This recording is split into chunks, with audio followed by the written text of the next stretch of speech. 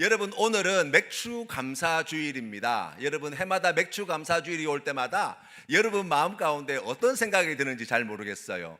아이고, 목사님, 우리가 뭐 추수 감사 주일도 있고 굳이 뭐 맥주 감사 주일까지 해야 됩니까? 이거 목사님들이 교회 재정에 조금이라도 보탬이 되려고 꾀를 내신 것 아닙니까? 뭐 그렇게 생각하시는 분들이 혹 계실지 모르겠어요. 실제로 우리가 오늘 성경 말씀에서 보지만 우리가 읽었던 본문 말씀의 77절, 그러니까 6월절의 절기 가운데 7.7절이라고 이야기하고 맥추절이라고 이야기하는 이 절기는 우리가 지금 지키고 있는 맥추 감사 주일과는 조금 다른 의미예요. 맥추절은 밀을 수확할 때 하나님 앞에 드리는 감사의 절기였다고 이야기한다면, 우리 한국에서 7월에 드리는 7월 첫째 주에 드리는 맥추 감사 주일은 보리 수확을 우리가 기쁨으로 거두고 난 뒤에 하나님께 드리는 감사의 시간이라고 이야기할 수 있습니다. 우리가 역사를 보면 이 맥추 감사 주일을 언제부터 지켜왔을까를 좀 생각해 볼 필요가 있어요. 우리나라에 선교사님들을 통해서 복음이 전거되어지고 교회가 세워지면서 그때 당시 처음 이제 그리스도인이 이제 우리 나라에 이제 생겨나고, 그곳에서 이제 소수의 사람들이 이제 신앙생활을 해 나갈 때 하나님 앞에 헌신하여서 목사로 이제 안수를 받고, 그러면서 이제 복음을 증거하는 일에 헌신하는 귀한 일이 있었어요.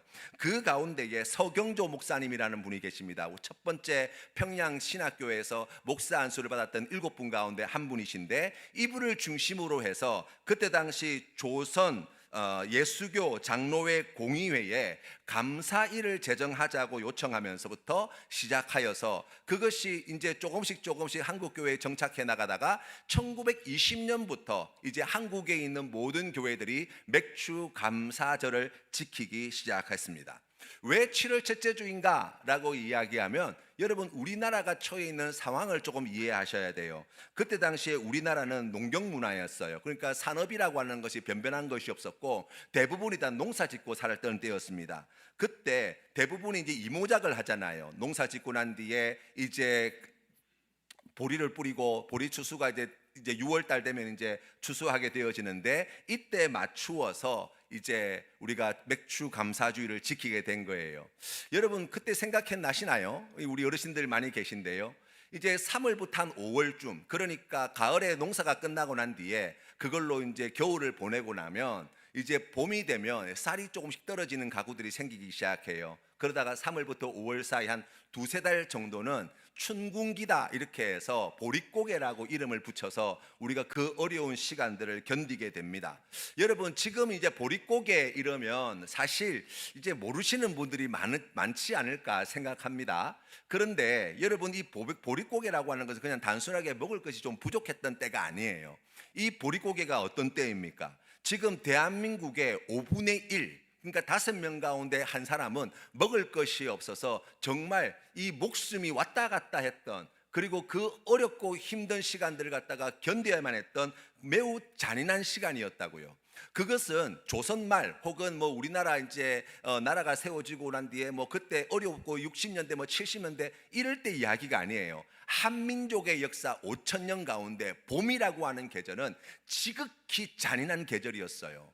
그러니까 조선시대, 고려시대, 그 이전 삼국시대 할 것 없이 봄이 되면 수많은 사람들이 죽어나갔다고요. 그때가 바로 보릿고개예요. 얼마나 먹을 것이 없었으면, 여러분, 우리가 뭐 익히 들어서 알지만은 산에 올라가 가지고 뭐 소나무 껍질 벗겨 먹고 막 이런 이야기 듣잖아요. 그러니까 그때 당시에 먹을 것이 없어서 영양이 부족해 가지고 사람들의 얼굴이 이렇게 누렇게 떠서 퉁퉁 부어서 다니는 사람들이 많았고, 그리고 실제로 1960년대 되면 여러분 백화점이라든지 경찰서라든지 기차역 이런 데다가 자녀를 버리는 경우들이 많았어요. 왜냐하면 먹을 것이 없으니까. 집에 있어봐야 지금 이제 생계가 막막하니까 어디 뭐 부잣집에 뭐 들어가든지 아니면은 뭐 어디 고아원에 들어가 가지고 입 하나 들려고 그렇게 아이들을 갖다가 내다 놓는 경우들도 굉장히 많았어요. 그리고 또 우리가 잘 알고 있는 대로 어린 나이 때 나무집 식모살이 하시는 분들 많았어요. 그리고 어릴 때 공장 가가지고, 지금 초등학생인데 이제 뭐 열 몇 살밖에 안 된 그런 어린 나이 때부터 공장에 가가지고 잡일을 하고 심부름 해주면서 거기에서 나오는 것 가지고 이제 한입 버는 그런 가정들이 굉장히 많았던 시간이었다고요. 그러니까 여러분, 가만히 생각해 보시면, 여러분 단순하게 그냥 아이고 힘들고 어려웠던 보릿고개를 지나고 난 뒤에 이제 보리 추수할 때가 되어가지고 그게 너무 기뻐서 감사해서 우리가 맥주 감사주의를 드리는 것이지가 아니에요. 여러분 정말 처절했어요. 정말 집을 잃어버리고 거린으로 전락한 사람도 많았고 죽어가는 사람도 많았고 동네에 보이던 함께 뛰어놀던 친구들이 하나둘씩 사라지는 일도 다반사였고요. 그 비극적이고 비참한 세월들을 갖다가 견디고 비로소 6월에 이제 보리 추수가 되는 거예요. 여러분 그때 마음이 어땠겠냐고요. 그때 마음이. 예. 아마 모르긴 몰라도 정말 그 두세 달의 그 기간이 지옥과 같은 시간이었을 거예요. 그리고 마침내 보리를 수확하게 된 거예요. 처음 예수를 믿었던 우리의 믿음의 선배들이 그 모진 세월, 그 힘든 시간들을 갖다가 견디며 하나님 앞에 나아갈 때 그 보리를 추수하고 난 뒤에 하나님 앞에 나와 감사드리지 않을 수 없었어요. 그 기쁜 감사로 주님 앞에 나와 가진 것이 넉넉해서가 아니에요. 거의 두세 달 동안 먹을 것이 없어서 죽을 고비를 넘기고 견디고 어떻게 여기까지 와서 이제 손안에 이제 볼이 조금 쥐어진 거예요. 그것 들고 주님 앞에 나와 하나님 아버지 감사합니다. 그 믿음으로 주님 앞에 나온 시간이 맥주 감사주일이에요. 우리가 성경 말씀을 보면서 이스라엘 백성들의 유월절 이야기를 듣습니다. 애굽에서 종살이하던 이 백성을 하나님께서 어떻게 구원해 주셨는가, 그것을 잊지 않고 기억하게 하여 유월절 절기를 지키는 이 신앙의 민족, 뭐 생각해 보면은 야 정말 훌륭하다. 우리 하나님께서 이런 은혜를 베풀어 주셔가지고 이 민족이 지금도 유월절 되면 이렇게 절기를 지키고 한다더라. 여러분 우리에게 있어서 유월절 같은 기간이 언제예요? 맥주 감사주일이에요. 맥주 감사주일. 엊그제 뉴스를 들어보니까 지난 6월에 우리나라에서 수출한 수출 액수가 여러분 1천억 달러가 넘었대요. 안 놀라실 줄 알았어요. 까짓거 대충 팔아가지고 만들어서 팔면 되는 거지 1천억 달러 가지고 그러냐. 여러분 이게 전 세계에서 네 번째예요. 미국, 중국, 독일 다음에 한국이에요. 일본을 제꼈어요. 우리나라 1년 동안 2026년 한 해 동안 수출하는 수출 액수가 1조 달러를 넘어설 거라고 지금 보고 있어요. 여러분 1조 달러 그건 대충 동그라미 몇 개만 더 그리면 1조 아니야? 그렇게 생각하시는 것 같아요. 아니에요 여러분. 우리가 1조 달러를 수출한다는 것은 이거 엄청난 일이에요. 인구 이제 5천만 겨우 넘는 이 조그만 땅덩어리에 있는 대한민국이 전 세계에서 지금 네 번째, 우리가 그동안 한 번도 넘어서지 못했던 일본을 넘어서 지금 엄청난 이익을 벌여가면서 그러면서 지금 1조 달러어치 수출을 하는 그런 나라가 되었다고요. 여러분 이게 지금 우리가 생각해보면 대단하게 엄청난 일인데 여러분 보릿고개가 얼마 전이에요. 여러분 그렇지 않습니까? 지금 우리 어르신들 머리 휘끗휘끗 다니는 우리 어르신들 다 경험해 보셨을 거 아니에요. 그때 어떻게 견뎠는지 어떻게 보냈는지 그때 얼마나 힘들었는지. 그런데 지금 대한민국이 전 세계에서 손꼽히는 아름다운 나라 선진국 강대국이 되었다고요. 어떻게 이렇게 할 수 있었습니까?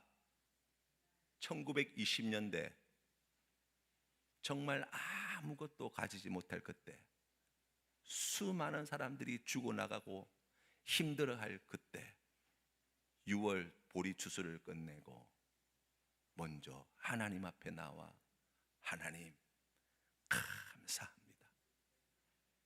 그 신앙이, 그 믿음이 교회를 일으켜 세우고 이 나라 이 민족을 일으켜 세우는 놀라운 힘이 되어서 우리 하나님께서 지금 이 대한민국을 만들어내신 줄로 믿습니다.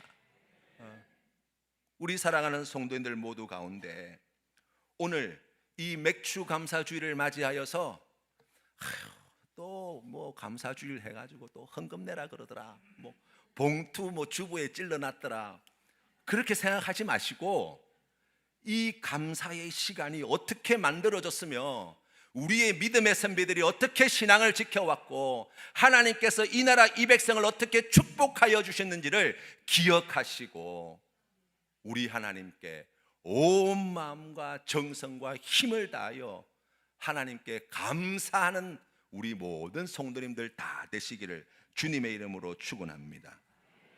우리가 오늘 읽은 성경 말씀의 내용은 이스라엘 백성들에게 77절 이게 맥추제를 지키라는 말씀이에요.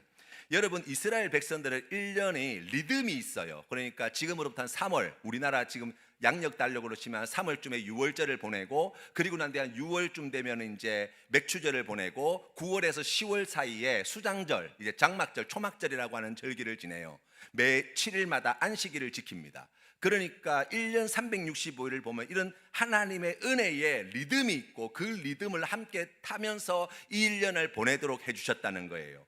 거기에 하나님께서 이 모든 절기, 그러니까 6월절이든지 맥추절이든지 장막절이든지 상관없이 여기에 하나님께서 꼭 기억하라고 하시는 것이 있는데, 그것은 무엇이냐면 이 우주 만물의 창조주이신 하나님, 그리고 우리를 구원해내신 구속하신 하나님의 은혜를 기억하고 전수하라고 이 절기를 주신 거예요.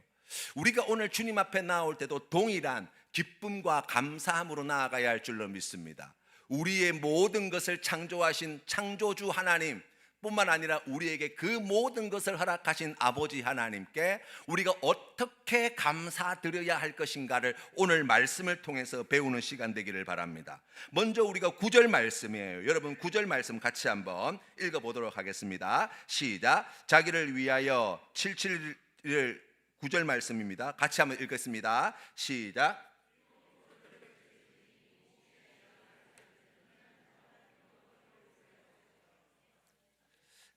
여러분 오늘 주신 말씀의 내용을 가만히 살펴보면 하나님께서 77제를 제대로 보내기 위해서 제일 먼저 해야 될 일이 뭐냐라고 이야기할 때 세어보라고 말씀하세요. 16장 9절 말씀에 이렇게 말씀합니다. 7주를 셀지니 곡식에 낯을 대는 첫날부터 7주를 세어라고 말씀하고 있어요. 여러분, 센다는 것은 어떤 뜻입니까? 여러분, 씨를 뿌리고 난 뒤에 우리가 바로 소출을 거두는 게 아니에요. 감사하는 사람이 없어요. 그렇죠. 시간이 흘러가야 돼요. 여무는 시간이 필요합니다. 감사도 마찬가지라고요. 익어야 돼요. 그러려면 어떻게 해야 됩니까? 하나님께서 우리에게 은혜를 주실 때 그 은혜가 하나님께서 주신 은혜임을 확인하는 시간이 필요해요. 여러분, 이스라엘 백성들의 삶의 자리로 돌아가 본다면 씨를 뿌리고 이제 밀을 뿌리고 첫 번째 수확을 하게 되었어요.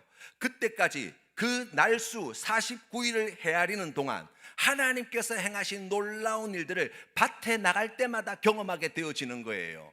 씨밀이 싹이 나요, 자라요. 그리고 비바람이 불고 외적이 침입하고 벌레가 물고 이런 여러 가지 어려운 환경 속에서도 어떻게 참고 견뎌내어서 그래서 이제 결실을 맺게 되는 거예요. 그것을 보면서 이스라엘 백성들이 가지게 되는 믿음의 고백이 무엇입니까? 하나님이 자라게 하셨다는 거예요. 하나님이 결실하게 하셨다는 거예요. 하나님이 주신 은혜가 이렇게 크고 놀랍습니다라는 믿음의 고백을 가지게 되는 거예요.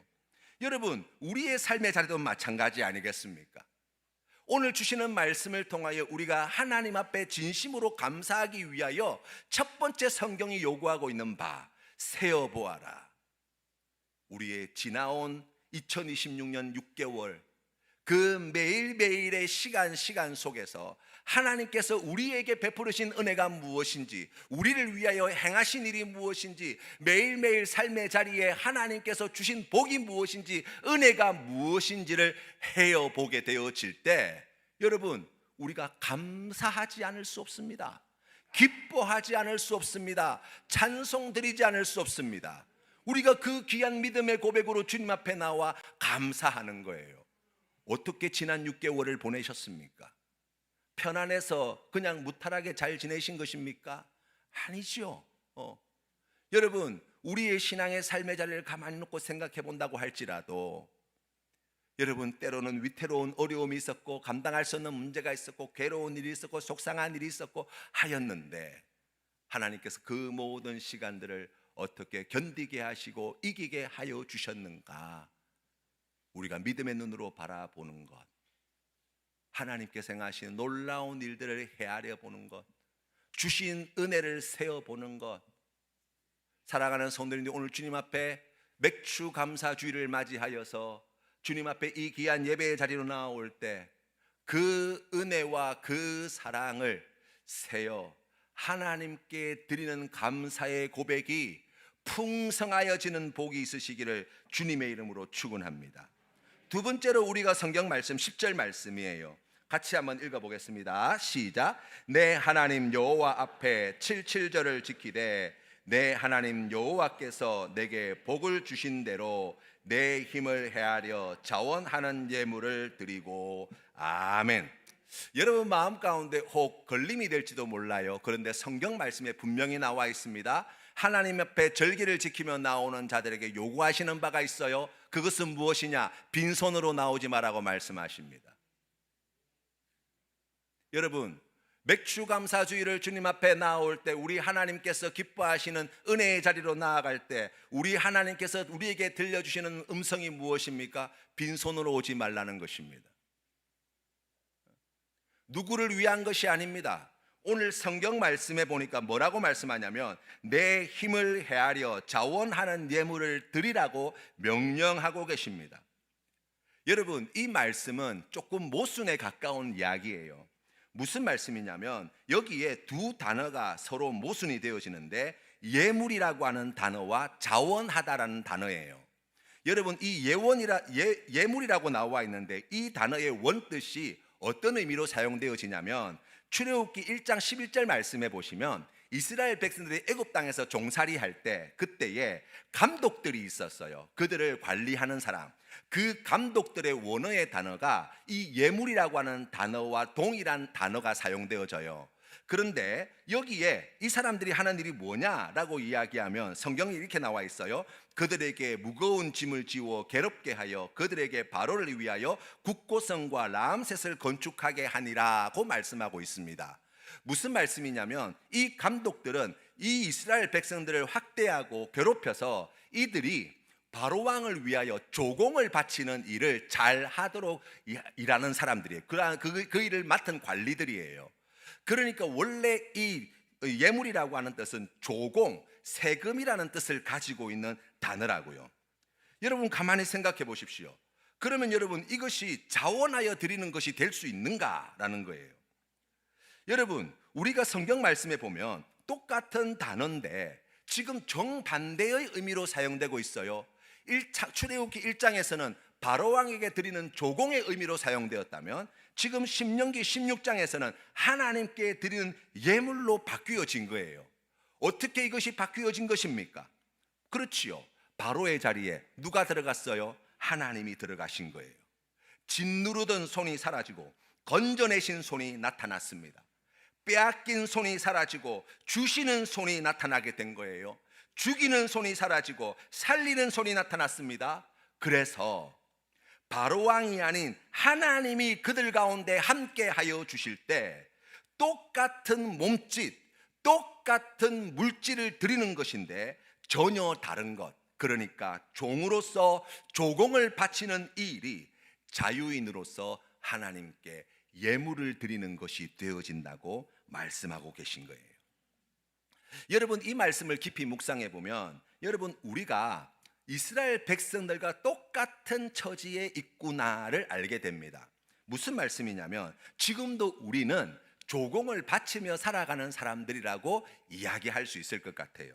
어디에 조공을 바칩니까? 세상에 조공을 바칩니다. 뒤처지지 않으려고, 인정받으려고, 남들처럼 살아보려고 세상을 만족시켜주는 존재라는 사실을 증명해 보이기 위해서.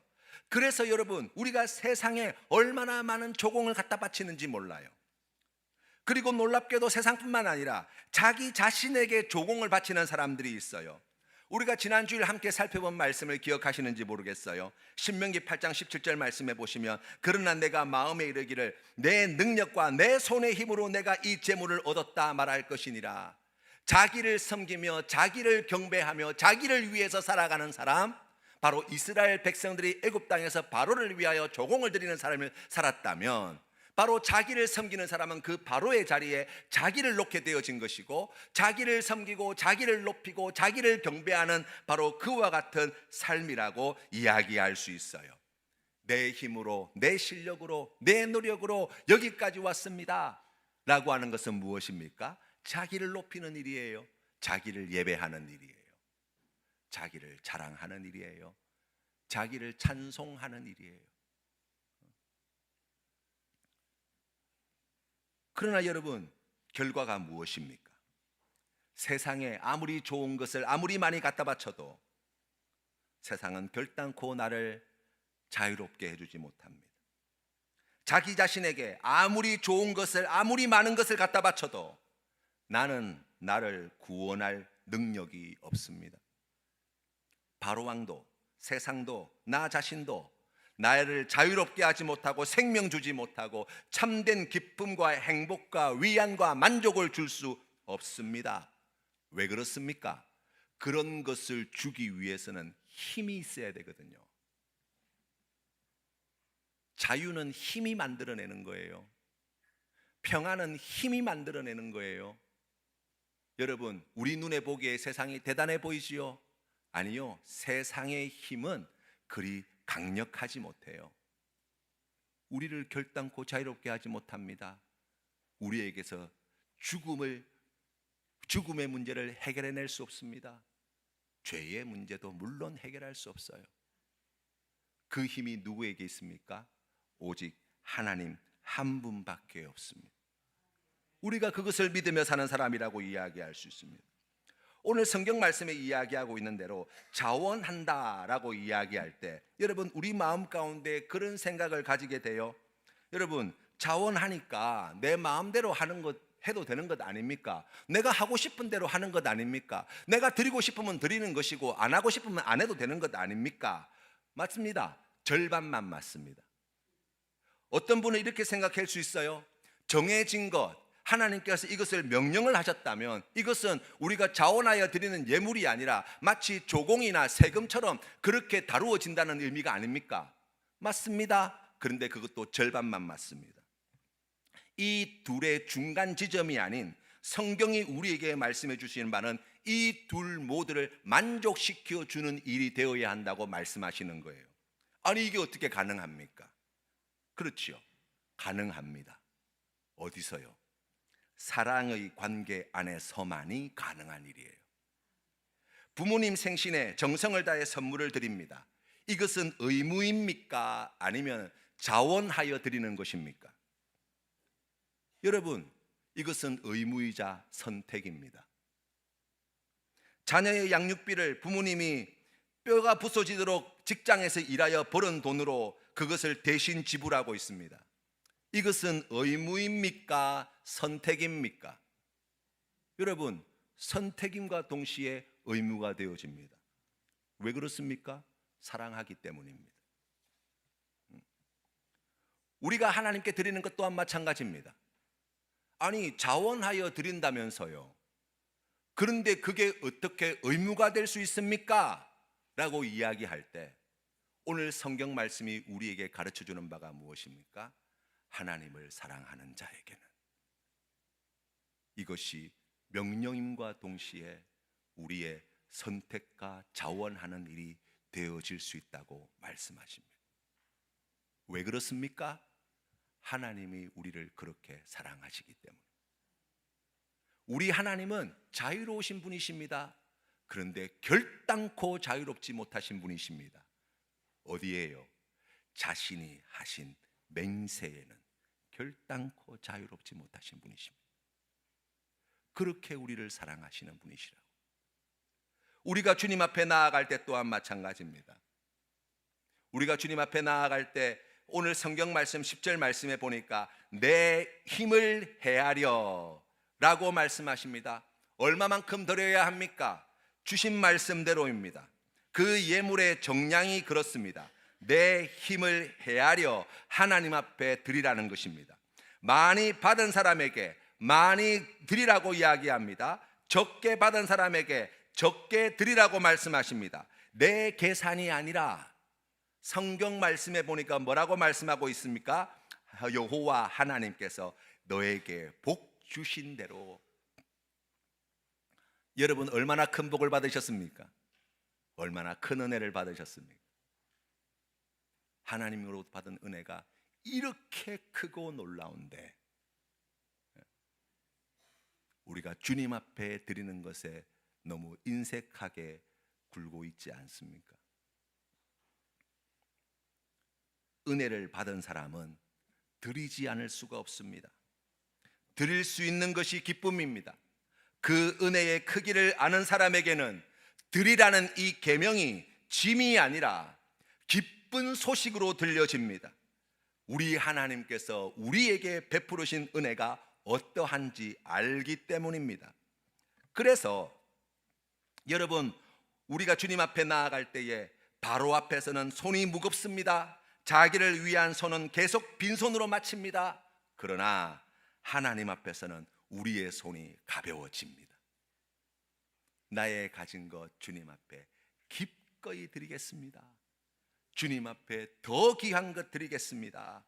이 믿음으로 주님 앞에 나아가는 것, 바로 그 크신 은혜를 아는 사람이 누리는 은혜요 복이라고 말씀하십니다.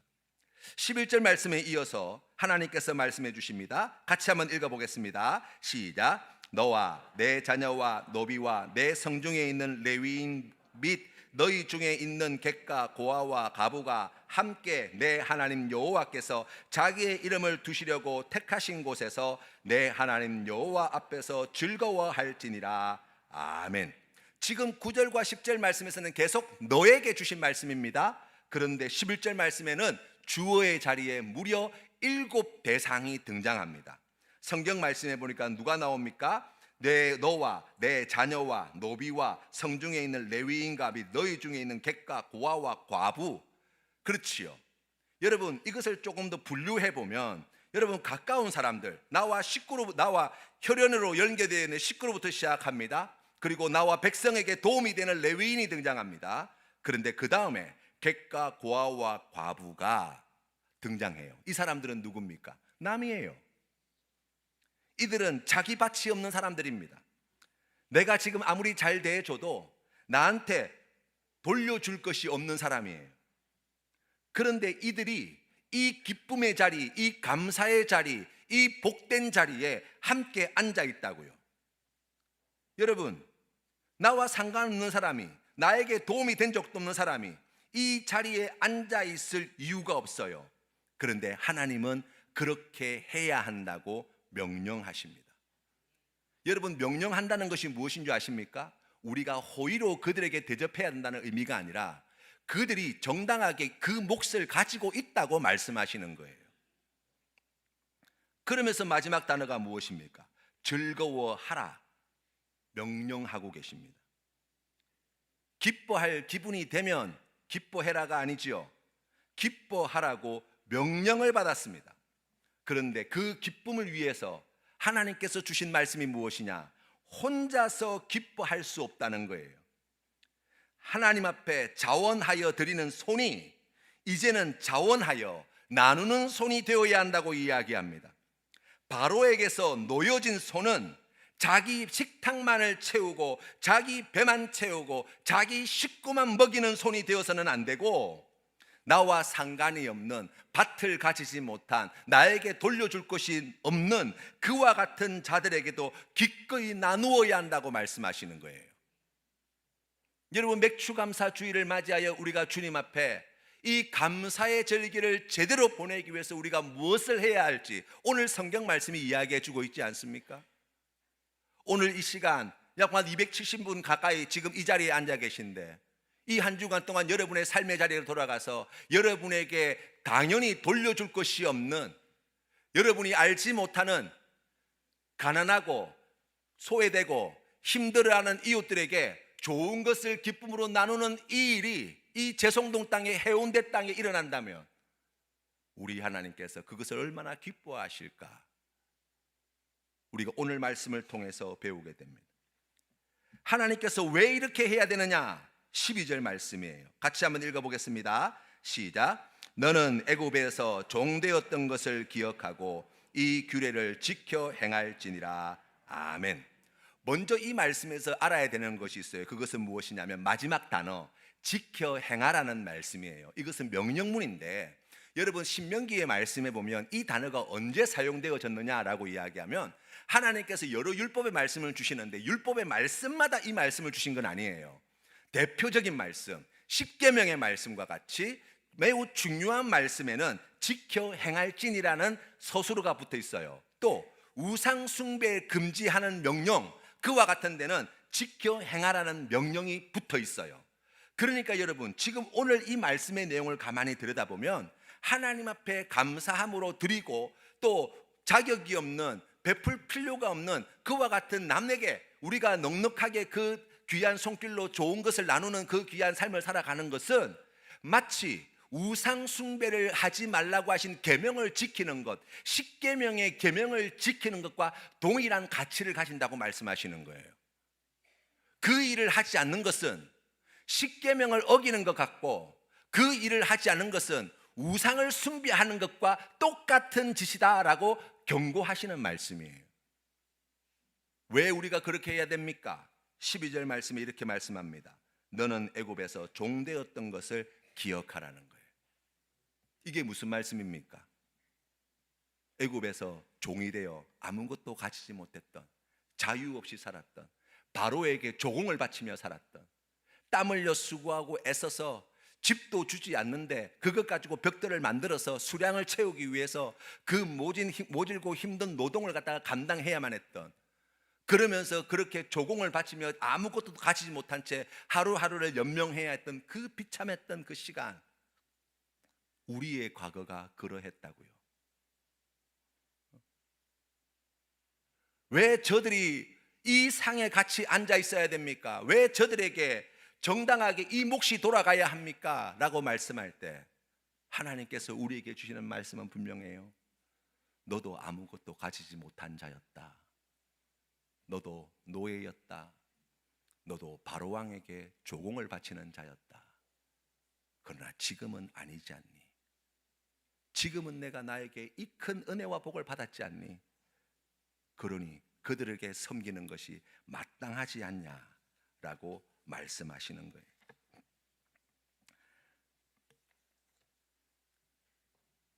말씀을 맺겠습니다.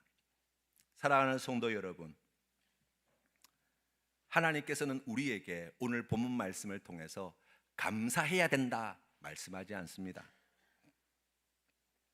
하나님은 우리에게 오늘 너희들이 하나님 앞에 이런 찬송을 돌려야 된다 이야기하지 않습니다.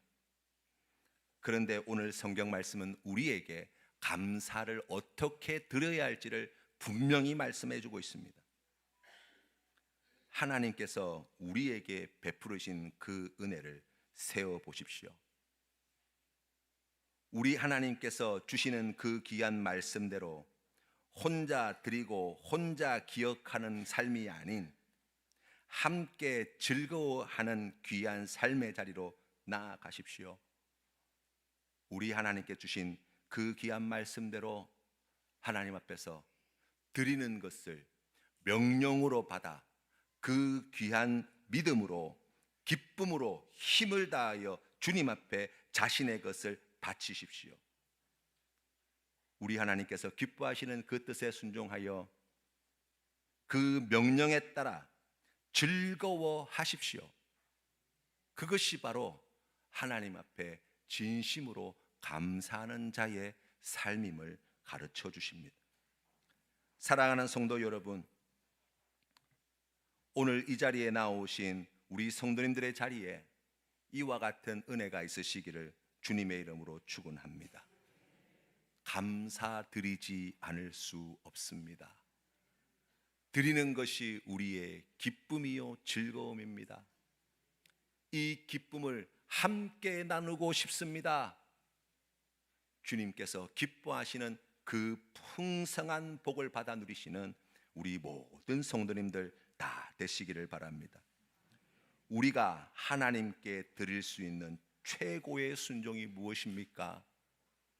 우리 하나님이 기뻐하시는 그 귀한 순종의 자리가 무엇입니까? 바로 감사입니다. 범사에 감사함으로 오늘 주시는 말씀 마음에 새겨 그 뜻에 순종하며 나아갈 때 기뻐하시는 하나님께서 더욱 크신 은혜와 복으로 함께해 주실 줄로 믿습니다. 주신 말씀을 기억하며 함께 기도드리겠습니다.